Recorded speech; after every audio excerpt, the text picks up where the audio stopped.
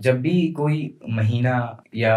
کوئی جشن یا کوئی غم، جیسے مثال کے طور پہ ماہ محرم یا جیسے ابھی رجب آ رہا ہے اور ولادتوں کا سلسلہ ہے جشن، تو جب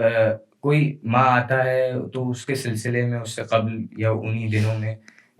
سوشل میڈیا پہ بہت ساری روایتیں، بہت ساری باتیں پوسٹ کی صورت میں ہم دیکھ رہے ہوتے ہیں. تو کیا اس پر مکمل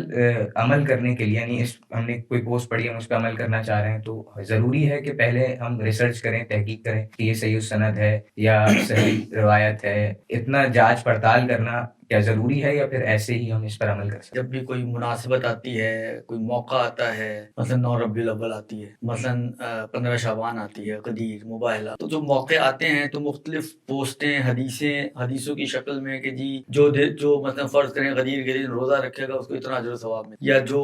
فرض کریں 9 ربیع الاول والے دن غریبوں کو کھانا کھلائے گا اس کو اتنا اجر و ثواب ملے گا. تو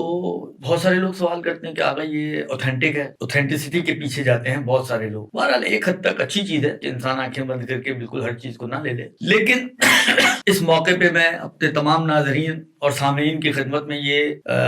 بات بیان کرنا چاہوں گا، ایک سمجھیں ایک قانون، ایک قاعدہ، ایک فارمولہ، جو بھی آپ اس کو نام دینا چاہیں اس کی شکل میں، کہ جب بھی ہمارے پاس کوئی کسی بھی موقع پر ایسی کوئی روایت یا پوسٹ آتی ہے کہ جس میں روزے کا، صدقہ کرنے کا، اطعام کا، کھانا کھلانے کا، کوئی نماز آتی ہے، مثلا کہ فرض کریں کوئی شخص، جس طرح یہ لیلۃ الرغائب رجب کے جو پہلا شب جمعہ ہے اس میں ایک نماز ہے اور اس کا ایک اجر و ثواب بیان کیا کہ شاید بعد میں کچھ تذکرہ بھی آئے، تو لوگ حیران بھی ہوتے ہیں، پریشان بھی ہوتے ہیں، خود بھی پریشان ہوتے ہیں، علماء کو بھی پریشان کرتے ہیں کہ جی یہ اوتھینٹک ہے، اوتھینٹک ہے، اوتھینٹک ہے. تو ایک قاعدہ قانون میں آج اس پلیٹ فارم کے توسط سے تمام سامعین و ناظرین اور مومنین کی خدمت میں جہاں تک بھی آواز پہنچ سکے بیان کرنا چاہتا ہوں، کہ جس کو سید ابن طاؤس علیہ الرحمہ نے، یہ کتاب ہے میرے سامنے جو اقبال الاعمال کے نام سے ہے، جس کو سید ابن طاؤس نے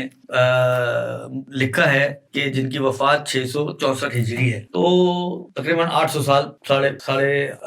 پونے 800، 850 سال پلس مائنس اوپر نیچے، اتنے پرانے، یہ ایک انتہائی جید شخصیت ہیں ہماری شیعہ تاریخ کی. تو انہوں نے یہ کتاب لکھی، اس میں ایک بات کہی ہے، وہ میں شیئر کرنا چاہتا ہوں اپنے تمام سامعین و ناظرین کی خدمت میں. وہ یہ ہے کہ دیکھیں، جو ان روایتوں سے استفادہ ہوا ہے، کہ جس کو سید نے یہاں پر نقل بھی کیا ہے روایتوں کو، بعض روایتیں پیغمبر سے، پیغمبر کے بھی فرامین ہمارے پاس ائمہ ہی کے ذریعے آئے ہیں، تو عام طور پر کوئی نہ کوئی امام جو ہے پیغمبر سے پہلے ان کو پیغمبر سے نقل کرنے والا موجود ہوتے ہیں. تو یہ مختلف ائمہ سے روایتیں ہیں. بعض جگہ پر یہ روایت جو ہے امام صادق علیہ السلام سے پیش کی گئی ہے، بعض جگہ پہ یہی سے مراد اسی مفہوم کی روایت، کیونکہ الفاظ تھوڑے بہت پلس مائنس ہے. کافی سے امام کاظم علیہ السلام سے نقل ہوئی ہے، اور بعض میں خود چھٹے امام سے بھی نقل ہوئی ہے. مختلف ائمہ سے، چھٹے امام، پانچویں امام، ساتویں امام، ظاہراً ان مختلف ائمہ سے یہ مختلف روایتیں مختلف الفاظ کے ساتھ، جن کا مفہوم ہی ہے، میں جس کو کہیں کلیکٹیولی ایک مفہوم آپ کی خدمت میں پیش کرنا چاہ رہا ہوں. روایتوں کے اندر میں نہیں جانا چاہ رہا، ٹائم شارٹ ہے، کہ مفہوم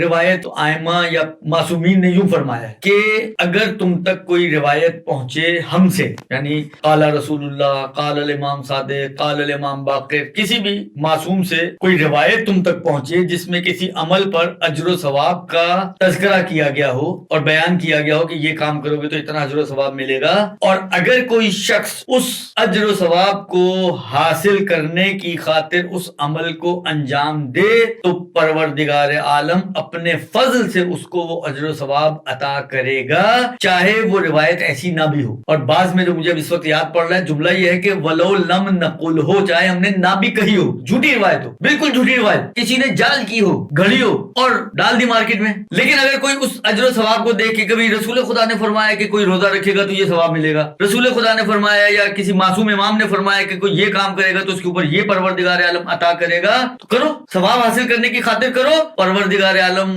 اب بے فکر ہو جا تم. وہ روایت اوتھینٹک تھی، وہ لہذا اب ان روایتوں کی روشنی میں اور اس قاعدے اور قانون کی روشنی میں کتنا آسان ہو گیا کام ہمارے لیے. آپ کوئی بھی پوسٹ دیکھیں کسی بھی ادارے کی، آپ کے سامنے کوئی اگر روایت آتی ہے جس میں کسی عمل اور فعل پر پروردگار عالم نے اجر و ثواب کا وعدہ کیا ہے, کہنے والا بس معصوم ہونا چاہیے. آپ اس پر اجر و ثواب کی خاطر عمل کر لیں تو آپ کا سب کچھ کور ہو جائے گا. آپ کے اوپر بس یہ ہے کہ جس کو ہمارے علماء کہتے ہیں نا, یہ لفظ شاید سنا ہوگا, آپ نے تو یقیناً سنا ہوگا, باقی ناظرین سامعین کے لیے بھی شاید فیملیئر لفظ ہو, کہ رجائے مطلوبیت کی نیت سے انجام. یعنی بس آپ نے نسبت نہیں دینی ہے کہ ہاں نہیں رسول خدا نے کہا ہی کہا ہے, یہ تو ہمیں نہیں معلوم, یہ تو ہمیں نہیں معلوم کیونکہ ہم نے روایت تو چیک نہیں کی ہے. بس آپ صرف اس امید سے کہ اگر رسول خدا نے یہ فرمایا ہے تو میں اس لیے عمل کر رہا ہوں کہ شاید رسول خدا نے یہ فرمایا. یہ ایک شاید بیچ میں رہنا چاہیے تاکہ نسبت قطعی نہ بنے, اور اسی کو ہم تعبیر کرتے ہیں علمی زبان میں, فقہی زبان میں, کہ رجا کی نیت سے انجام دیں. یعنی رجا یعنی امید, کہ امید ہے کہ شاید رسول خدا نے یہ کہا ہو. وہ کہتے ہیں نا نیت المومن خیر من عملی, وہ شاید یہی ہے. آپ کو اپنی نیت پہ ثواب دے دے گا پروردگار عالم کہ تم نے اس اجر و ثواب کی خاطر یہ سمجھتے ہوئے کہ یہ میرے نمائندوں نے یہ بات کہی ہے, تم نے اس کو عمل کیا ہے. تمہارا جذبہ اطاعت دیکھ کر ہی پروردگار عالم تمہیں اجر و ثواب دے دے گا, تمہیں پریشان ہونے کی ضرورت ہی نہیں ہے. تو اس لیے